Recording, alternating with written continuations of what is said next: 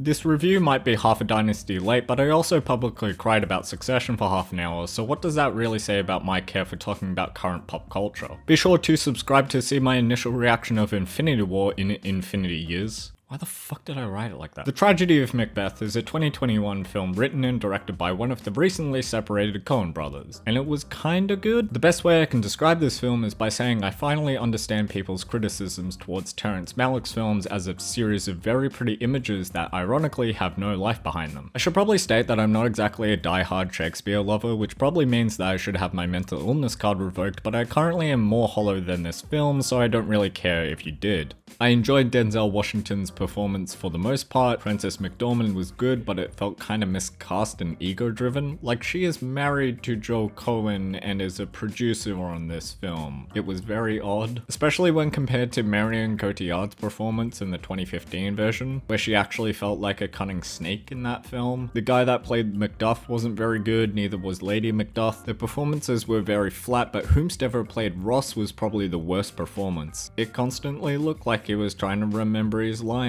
He looked like on the verge of breaking character the entire time. The best performance though was Catherine Hunter as the witches. She really gave it her role both physically and vocally, even at times feeling reminiscent of Andy Serkis's Gollum. Me very much likey, why couldn't all the actors have been like this? In terms of aesthetics, it leans heavily into the expressionist style that acts as a more modern take on the German expressionist movement from the 1920s. There are lots of impractical sets and lighting setups that would make absolutely zero sense in the real world, but the style is very clearly fusing the languages of film and theatre. And it's very well made from a cinematography and production design standpoint. That being said, towards the end I felt a little starved for a new environment or for a previously established location to delve into surrealism. You know, kinda like how a lot of plays use pathetic fallacies that evolve over the course of a character's arc. Even though the film is very well made on a technical level, I didn't really have an emotional response to it. It even got to the point of kind of feeling antithetical to how emotional the dialogue and arcs are intended to be, especially considering how the aesthetic of something like Dogville never really took away from the emotions of a scene, and I still felt like the world and characters existed before the film and will continue to exist after. With Macbeth, I kind of just felt like I was watching a team of talented actors and creatives reciting the script. And no, I'm not one of those people that anytime I hear all poetic dialect, I automatically shut my brain off. Sure, it takes a couple of scenes to get used to, but it's not exactly a flaw. Now, there is a film from 2007 called The Ariel that is much more of a homage to German expressionism, but not only is the story and the characters original and intriguing, but there is so much creativity and versatility on display. I would even go as far as saying the editing and music in the film are masterful. Obviously, this film is much more playful and comedic in tone, but I think it's a good reference point into how there wasn't really any sequences in Macbeth that I would say were mind-blowing in how it was edited or scored. The only scenes that I can really point to are the ones interlinked into the knocking of blood and water. That was kind of cool, but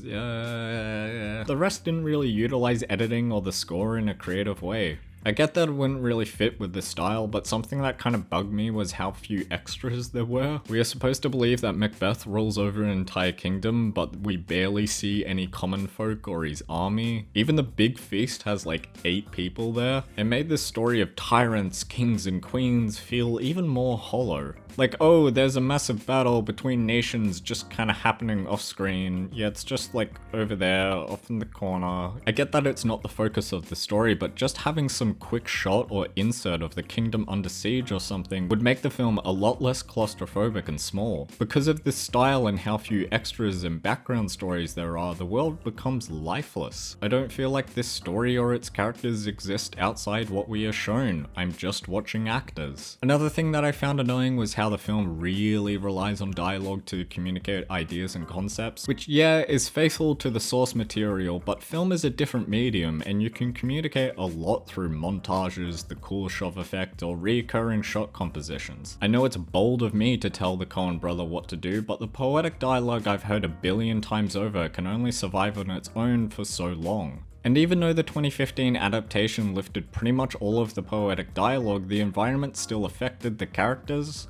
Blood and dirt from a battle would cover a character, wind and rain would damage their clothing, Macbeth looked like he had the black fucking plague. It was all of those smaller elements that really helped in grounding the film even though the characters spoke in such a poetic tongue. And because of this style chosen for this adaptation, I really didn't feel like a war was going on, nor did I feel like Macbeth was a hardened warrior. He just kinda looked like some dude. So yes, this film is extremely well crafted in terms of cinematography, art direction, and sets, but it didn't really leave a lasting impact, nor did I think the other elements were that great. But even if this was a perfect film, it's still an adaptation of Macbeth, a story that we've seen 1,000 times in countless forms and styles, which isn't a bad thing, but it certainly makes it feel less unique. If you are someone that is perpetually trapped in the 2013 Tumblr mentality, you will probably love this film, but if you are like me, then you might enjoy it for its visual style, but that's really it. So yeah, I'm gonna give this one a 6 out of 10, at least The Witcher 3 had tits.